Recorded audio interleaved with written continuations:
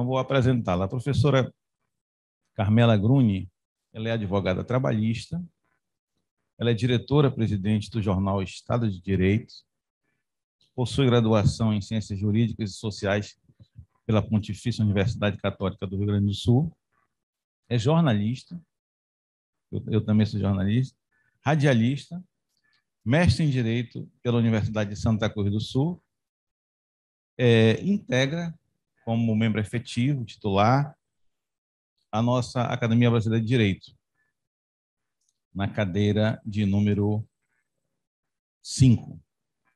Inclusive, Carmela Gruni já foi vice-presidente desta mesma entidade. O tema tratado por ela será a advocacia trabalhista pós-pandemia. Professora, a palavra é sua. Bom dia. Bom dia. Bom dia. Bom dia a todos. Estou ouvindo a minha voz. Estão me ouvindo bem? Estou escutando a minha voz com eco um pouquinho. Agora melhorou. Bom, eu cumprimento a todos, a pessoa do presidente da Academia Brasileira de Direito, André Malcher Meira, titular da segunda cadeira da Academia. As colegas advogadas também integram a Academia Brasileira de Direito, Mariana Chaves, a advogada Rita Cortes, que foi a segunda mulher eleita desde 1843 e a primeira mulher a presidir 2 gestões o Instituto dos Advogados Brasileiros. Para quem não sabe, o Instituto dos Advogados Brasileiros é a instituição mais vanguardista das Américas e tem um importante papel na atuação da defesa da democracia, do Estado Democrático de Direito e da cidadania. Então, eu já faço a todos um convite para conhecer o trabalho do Instituto, aproveitar os conteúdos que são produzidos pelas comissões que a compõem, como os pareceres também, que são de utilidade pública. Cumprimento também o confrade Júlio Antônio Lopes, que está presidindo essa terceira mesa, e confesso que eu fiquei muito chateada de não poder estar presente fisicamente, que já tive a oportunidade, através do amigo André Malcher Meira, de palestrar pelo Instituto da Advocacia do Pará, se não me engano, depois ele pode me corrigir, falando sobre um projeto que eu faço dentro do cárcere há 11 anos. Mas, além de trabalhar no cárcere, eu trabalho com advocacia trabalhista. E a perspectiva que eu venho trazer hoje para vocês, ela não vem só fundamentada no que vem acontecendo nos últimos períodos aí de pandemia, que ainda a gente se encontra e que ainda, pelo menos aqui no Sul, estamos com 60% da capacidade das UTIs ocupadas em razão do Covid-19, da Covid-19.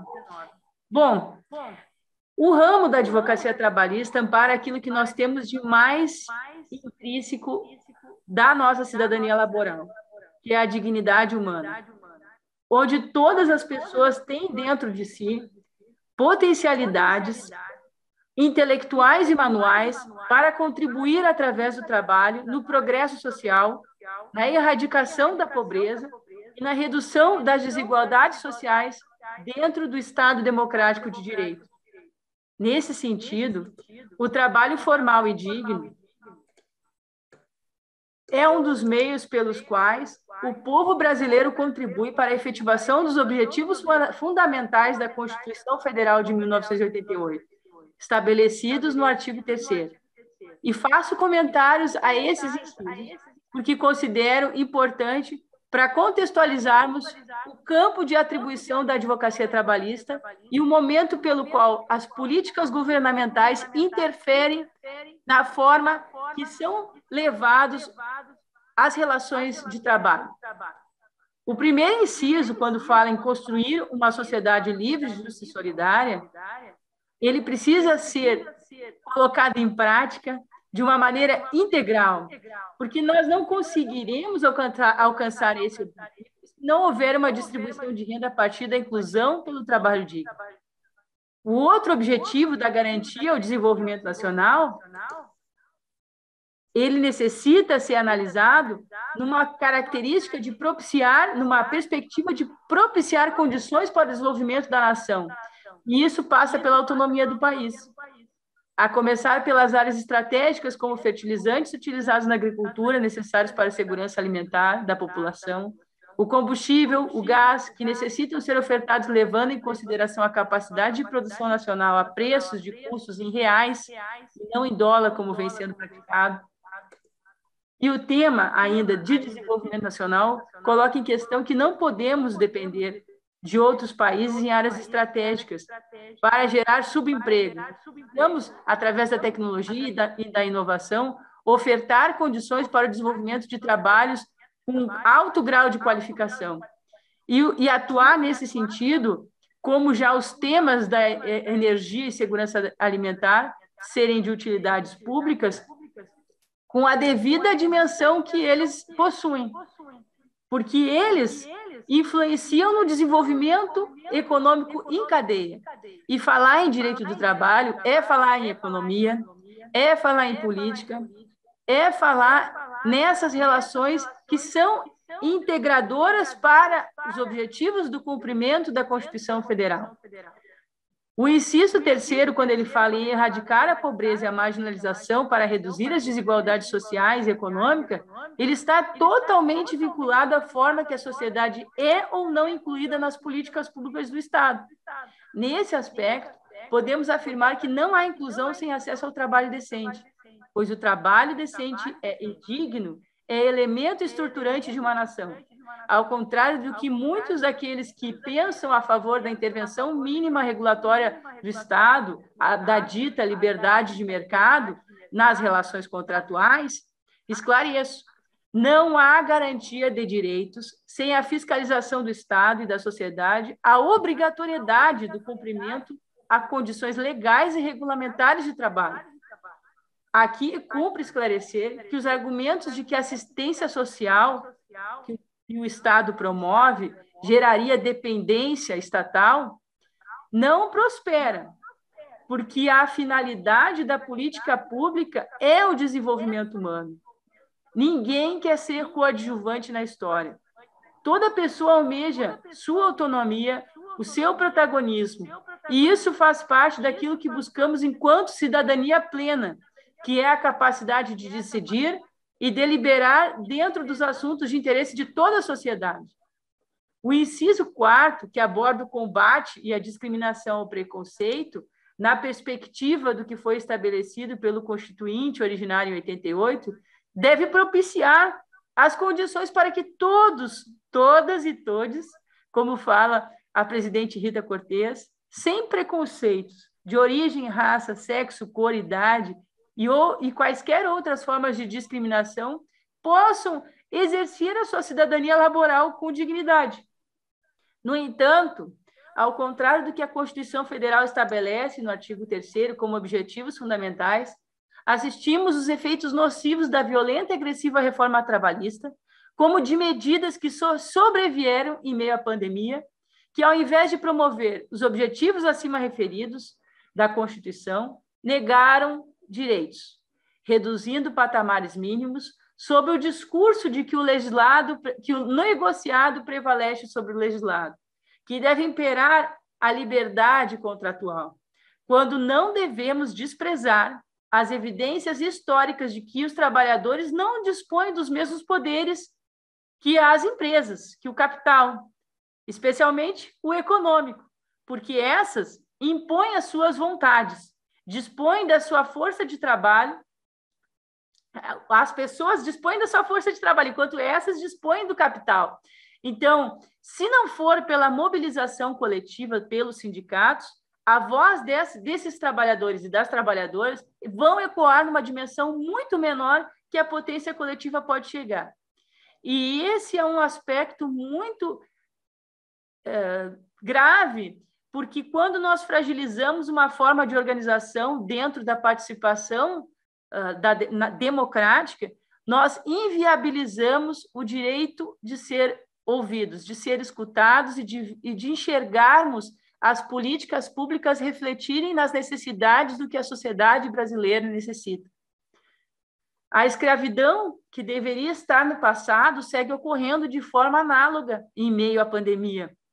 No ano de 2021, auditores fiscais do trabalho em operações de fiscalização de denúncias no Brasil resgataram 1.937 pessoas da escravidão, a maior soma desde 2013. E essas informações são relevantes para apontar o cenário de insegurança jurídica e precarização do mercado de trabalho, a qual a advocacia trabalhista tem que enfrentar. Outro exemplo do que vem ocorrendo também, e que recentemente foi noticiado por um jornal aqui no Rio Grande do Sul, e que deve também ocorrer, com certeza, em outros estados, porque são políticas de grandes empresas, é a influência e a criação de planos de demissão voluntário para que trabalhadores que possuem determinado tempo de serviço na empresa façam adesão.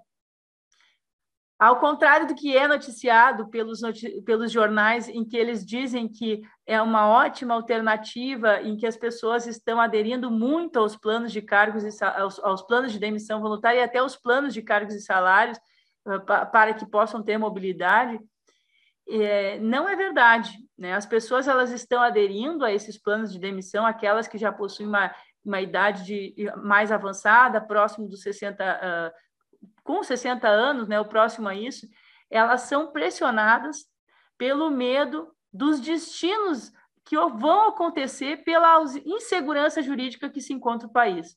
No caso da administração pública indireta, como a Sociedade de Economia Mista Petrobras, que se encontra dentro do ranking das empresas com maior litiosidade maior, entre as que mais estão com litígio, violadoras de direitos humanos em atividades empresariais pelo Tribunal Superior do Trabalho, encontram praticando esse tipo de sistema, de plano de demissão voluntária. E isso é o reflexo do aumento dos riscos à segurança do trabalho. As pessoas estão aderindo também pelo medo de serem colocadas para a rua, mas também pelo aumento do risco à segurança do trabalho, o sucateamento das unidades e a falta de manutenção de equipamentos, o risco imposto aos empregados para cumprirem metas de produção, levando à exaustão, né, com jornadas de 12 horas, jornadas que fazem dobra, como eles chamam. Portanto, a título exemplificativo do que vem ocorrendo com os trabalhadores da Petrobras, não se trata de uma opção, mas de uma imposição política da empresa que segue parâmetros do governo ao qual são submetidos. Muitos desses trabalhadores saem sem completar o tempo para a aposentadoria integral, com medo de serem mandados para a rua, sem nenhuma garantia.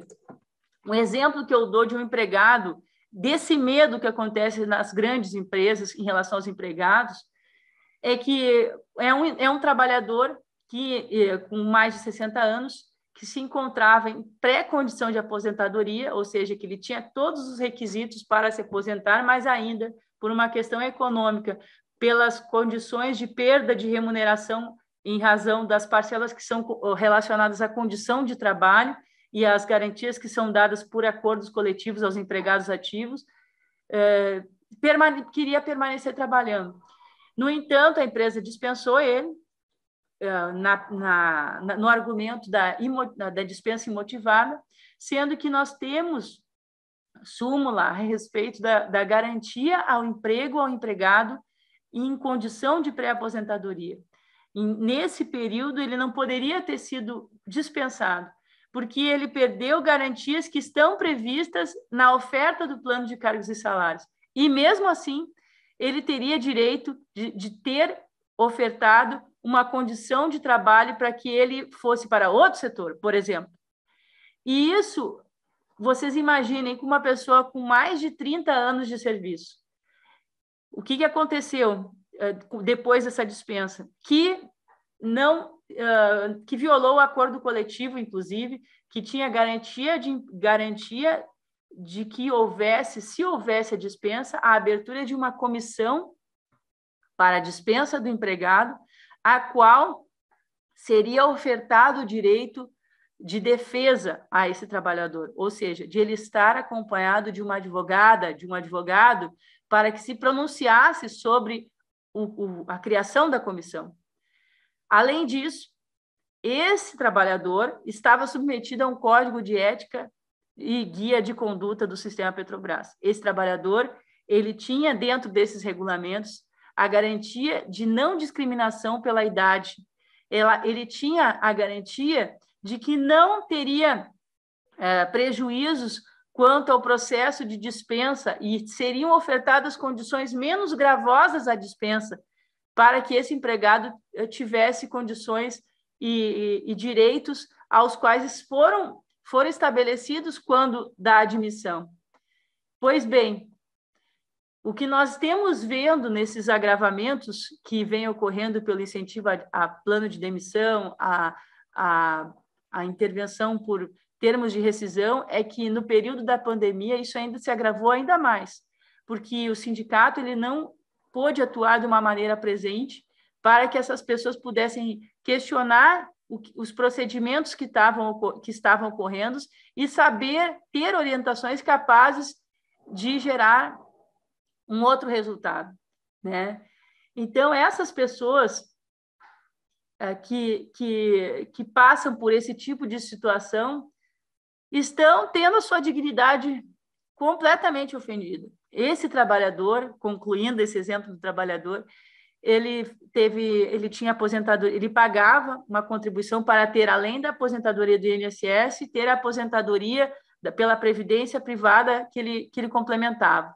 Então, esse valor que ele recebia, ele demorou mais de 1 ano para vir a receber da previdência complementar, mesmo tendo pago de forma contumaz, de forma precisa, né, nos prazos que são estabelecidos, as suas contribuições.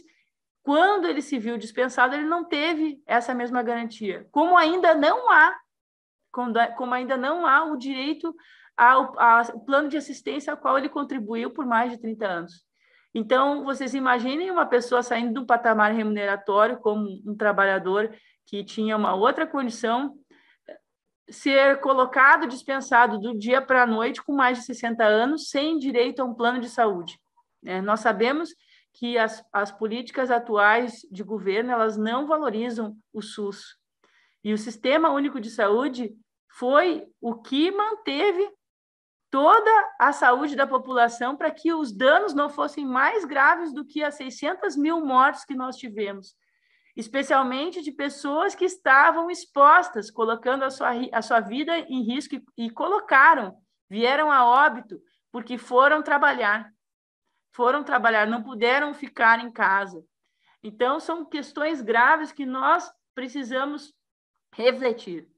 Sem falar num outro aspecto importante que houve com a pandemia, uma carência de trabalhadores, foi na questão dos termos de rescisão de contrato de trabalho, onde esses trabalhadores que se encontram no período para sair da empresa, eles precisariam fazer uma análise jurídica e contábil através do advogado, através de um contador, dos descontos que acontecem e colocam dentro do termo de rescisão outros descontos. E o trabalhador fica num limbo de não saber que desconto que foi esse que fizeram.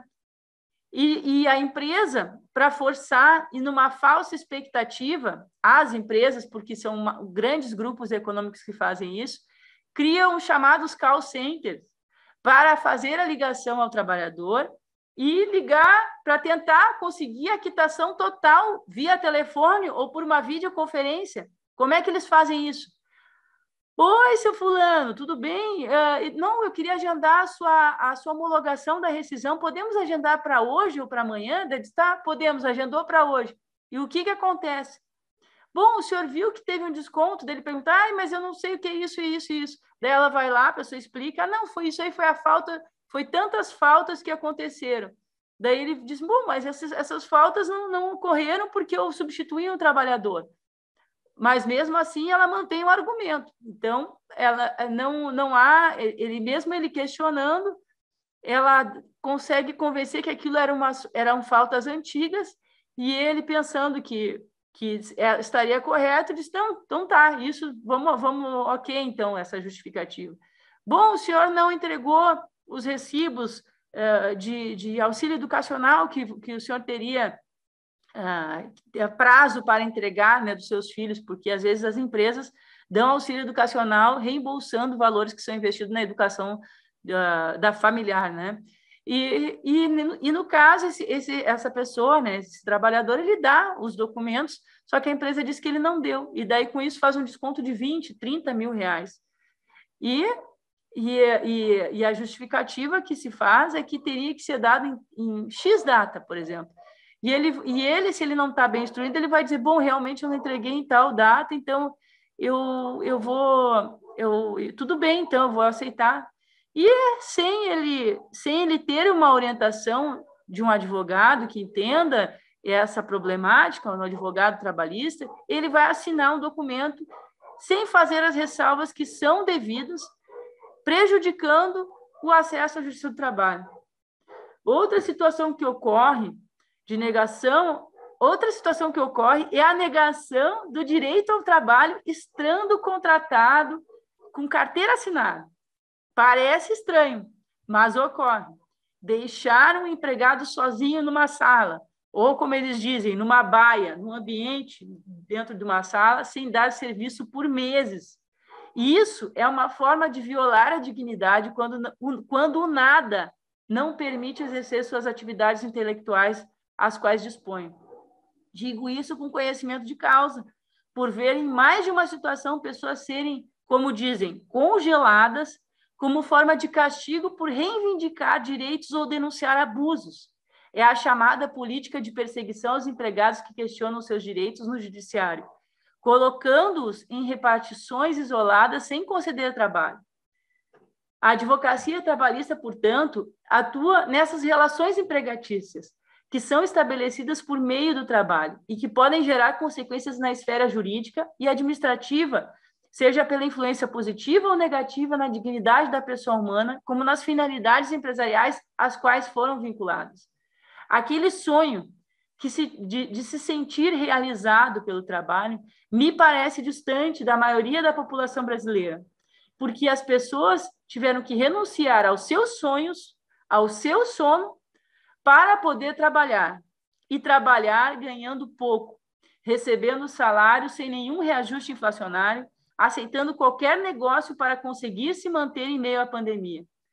Pessoas com profissionalização técnica se submeteram e se submetem a salários inferiores aos patamares estabelecidos para o exercício da profissão. Outras pessoas trabalham em áreas distintas e inferiores à sua formação. E ainda temos aquelas pessoas que estão fora do mercado de trabalho, buscando uma oportunidade formal ou informal, aceitando qualquer coisa, até mesmo o subemprego, para ter alguma renda. E não é raro escutar a frase, eu trabalho com isso para sobreviver. Esse sobreviver é ressignificado nas relações sociais, porque antes o tempo para o convívio familiar era maior. Atualmente, a sociedade, a grande maioria, passa dedicada ao trabalho, face aos baixos salários. Muitas pessoas, para conseguir a subsistência econômica, se veem compelidos a passar maior tempo no local de trabalho ou em outros serviços para completar a renda familiar. A situação está muito difícil. O perfil atual que temos de grande parte dos parlamentares é um reflexo de como a sociedade enxerga ou participa da política, seja pelas más escolhas ou pela indiferença ou descrença sobre a importância do voto para a mudança dos destinos públicos. Independentemente se irão se tornar advogados, advogadas trabalhistas, se sim ou não, né? Mas aqui eu torço para que tenhamos muitos, porque temos grandes questões sendo violadas. A advocacia deve atuar para garantir essas relações entre o capital e o trabalho, sejam pautadas pelo cumprimento de direitos e garantias fundamentais instituídos na Constituição. Nós, enquanto sociedade, precisamos ficar atentos às questões políticas, porque elas interferem nas relações laborais. E o advogado deve fazer, quando tem uma empresa que cria um plano de cargos e salários ou um código de ética com compromissos estabelecidos nas relações com seus empregados, que, de fato, esses regulamentos sejam aplicados pelas empresas, que saia-se do discurso e se entre no plano prático, para a demonstração dos procedimentos, da instrumentalidade dos atos, que são as formas da empresa comprovar que ela pratica o que discursa. E quero ressaltar algo bastante relevante quando pensamos em igualdade salarial entre trabalhadores no exercício das mesmas atribuições. A teoria de que critérios, muitos tribunais têm dito a tese de que as empresas que possuem planos de cargos e salários com critérios subjetivos não cabe a interferência do judiciário para questionar avanços de níveis de mérito, porque seriam critérios subjetivos. Ocorre que isso fere a Constituição Federal, porque quando nós criamos critérios de avaliação por planos de cargos e salários, por regulamentos internos, esses não podem ser subjetivos, porque eles visam justamente padronizar procedimentos para a progressão salarial dentro de critérios que deveriam ser aplicados de forma uniforme a todos os trabalhadores. Situação que, regra geral, não acontece.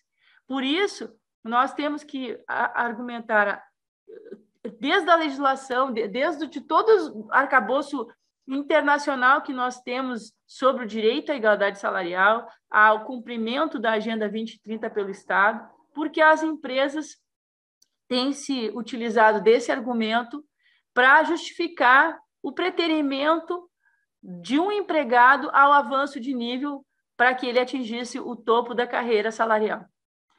Essas empresas que eu digo para vocês que são as grandes violadoras e que vocês podem colocar ranking das maiores empresas violadoras que estão em litígio no TST, nelas vocês podem ver casos complexos e reiterados, onde, de forma contumaz, nós encontramos os mesmos problemas, as mesmas violações.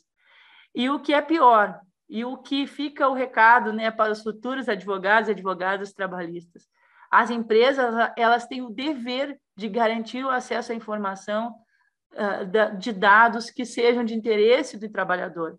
Elas têm o dever de registrar onde o trabalhador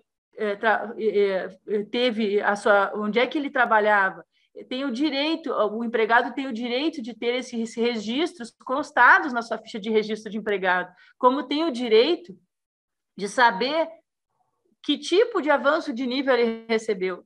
Se ele recebeu um avanço de nível por merecimento, se ele recebeu um avanço de nível por antiguidade, se ele recebeu um avanço de nível por acordo coletivo, dado a supressão de direito, faz toda a diferença quando um juiz vai analisar o caso concreto.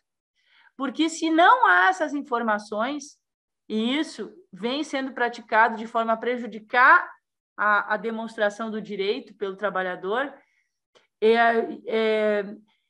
as empresas buscam essas ocultações para justamente dificultar com que o trabalhador possa demonstrar aquilo que não está ocorrendo conforme se prevê a legislação, se nós analisarmos aqueles contratos de trabalho vinculados ao dever de alternância por merecimento e por antiguidade para empresas que possuem plano de cargos e salários, lá no artigo 461, parágrafo 2º e 3º, texto anterior à reforma trabalhista, né? E aqueles que ainda têm o plano de cargos e salários que estabelece a condição de alternância.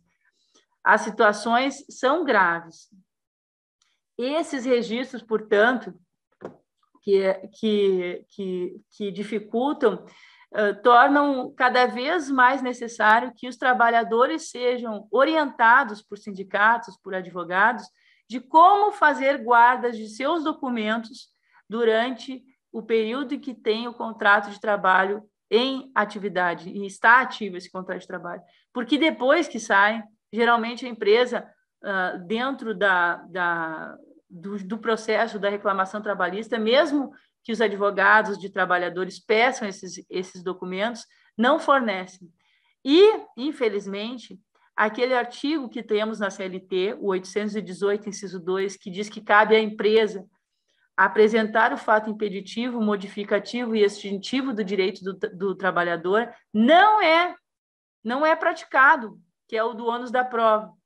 E isso é muito grave. Estou vendo uma imagem diferente aqui na minha câmera, espero que esteja tudo bem. Isso é muito grave, porque nós não vemos a questão prática, né? Então, a intenção desses questionamentos, além de apontar a problemática que a advocacia trabalhista enfrenta, é provocar que necessitamos estar atentos à realidade social e ao exercício da cidadania laboral, porque tudo volta. Vivemos em uma sociedade que hoje tais circunstâncias podem não nos afetar, mas olhar para o próximo deve ser empático, lembrando que ninguém sabe o dia de amanhã. Por isso, para além de falar aqui sobre os desafios de uma audiência de instrução na virtualidade ou a falta de análise de recursos, que são temas que poderiam, por si só, se esgotar num painel, né? Se fazer não se esgotariam nessa fala, eu gostaria que nós refletíssemos enquanto sociedade, enquanto profissionais que podemos ser, como vocês, como estudantes, né, advogados e advogadas trabalhistas, como a sociedade valoriza o trabalho e em quais condições estão sendo oferecidos. Se essas oportunidades são, de fato, oportunidades que garantem a efetivação da Constituição Federal. Vocês estão aqui ainda na graduação e irão exercer o direito à participação cidadã pelo voto em outubro. Portanto, devem lembrar que, quando analisarem as propostas políticas, devem refletir sobre quais delas são comprometidas pela garantia do pleno emprego, o combate à fome e à miséria, a valorização das riquezas energéticas como a Petrobras, o investimento em pesquisa e nos professores, a valorização do SUS e diferenciar de candidatos que preferem tratar pautas da marginalidade, que são oriundas do desemprego, da miséria e da fome, com armas, com criação de presídio, com criação de leis que aumentam penas, sem garantir sequer a condição da execução da pena conforme a Lei de Execução Penal estabelece, no cárcere. Analisar a advocacia trabalhista em meio à pandemia que temos precisa levar em consideração o contexto que o Estado garante ou não o cumprimento da lei. Há 11 anos, eu atuo voluntariamente em presídios, e lá o público não mudou desde então. Continua sendo pessoas pobres, pessoas negras, desempregadas, com baixa formação escolar. E isso não significa que outras pessoas não pratiquem crimes, mas sim que as regras do jogo valem para quem tem dinheiro para pagar um bom advogado. E a relação do cárcere com o trabalho é muito importante refletir, porque criar vagas de trabalho decente é retirar as pessoas da marginalidade, é garantir que o trabalho digno seja um instrumento pelo qual as pessoas sejam emancipadas, mas não a qualquer trabalho. E, para isso, enquanto profissionais e pesquisadores, precisamos avaliar quais são as prioridades em termos de política pública que vêm sendo implementadas pelos governantes. Se tomadas de decisão beneficiam a coletividade ou a detentores do capital, se aumentam preços de fornecimento de serviços de utilidade pública ou se propõe a redução de preços para oportunizar a condição menos gravosa à população. Quem é o destinatário final da política pública? É uma pequena parcela da população ou a maioria da população? Precisamos refletir sobre o trabalho e o cárcere, porque a barbárie nas prisões, pelo tratamento anticivilizatório, demonstra apatia social quanto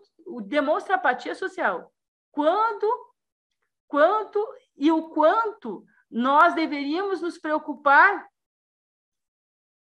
Vou dizer de novo.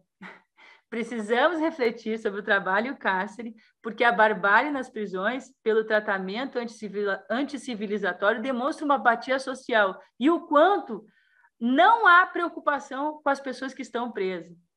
E corremos o risco, se seguirmos na falta de interesse e de atenção à garantia de direitos aos trabalhadores e trabalhadoras, que haja uma normalização do inaceitável, desde mortes no trabalho, pelos incidentes laborais, a trabalhos sem nenhum direito, ou mesmo o retorno substancial do trabalho escravo. Nessa relação desigual entre trabalhadores e empregadores, aquele que sai sempre prejudicado é o empregado, porque a empresa ganha com a precarização do serviço, ganha pelo tempo da demora de uma ação judicial, ganha com o tabelamento de danos morais, estéticos, materiais, quando ocorrem incidentes de trabalho que causam danos irreversíveis, e ganha ainda quando o magistrado se transfigura como parte, desconsiderando as leis, as cláusulas contratuais, as normas regulamentares, ou mesmo fechando os olhos para a jurisprudência dominante do Colendo Superior, o Tribunal Superior do Trabalho. Advogar na área trabalhista nos últimos anos tem sido desafiador por todas essas situações relatadas, que são ainda poucos exemplos, mas demonstram os retrocessos sociais que imprimiram um sentido inibitório aos trabalhadores em denunciar violações de direitos humanos em atividades empresariais. Enquanto advogados e advogados trabalhistas, devemos orientar e empoderar a categoria trabalhadora para seus direitos e seus deveres, porque é conhecendo aquilo que nos pertence que nos tornamos mais fortes. O trabalho é uma face da cidadania muito importante, porque oferece condições de participação e inclusão política das pessoas, não podendo desconsiderar todo o contexto político e social o qual as relações de trabalho foram submetidas em meio à pandemia Covid-19. Sem direitos, sem cidadania, sem renda, sem desenvolvimento econômico, aumento da desigualdade, aumento da concentração de riqueza e aumento da criminalidade. Atuar na advocacia trabalhista é enfrentar um cenário de retrocessos sociais pelas retiradas de direitos, a falácia da promessa do aumento de empregos, propagada pelos governantes que não refletem o que vivemos diariamente e vemos nas ruas pelo aumento da fome e da miséria.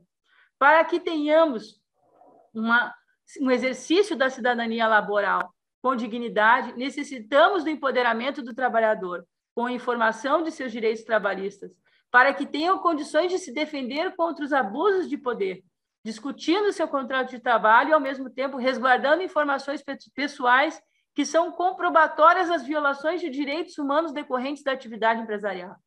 Nessa pandemia, os mais afetados foram os trabalhadores, que tiveram seus contratos de trabalho alterados, interrompidos, encerrados por dispensas imotivadas ou decorrentes do óbito na pandemia.